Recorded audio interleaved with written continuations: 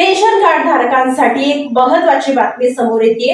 जर आपण ई-केवायसी केला नसेल तर त्वरित करून घ्यावा, कारण आता 31 ऑक्टोबर पर्यंत ई-केवायसी करण्यासंदर्भाची मुदत देण्यात आली असून 1 नोव्हेंबर पासून ज्यांचं ई-केवायसी केलं नसेल त्यांना धान्य वाटप आता केलं जाणार नाही।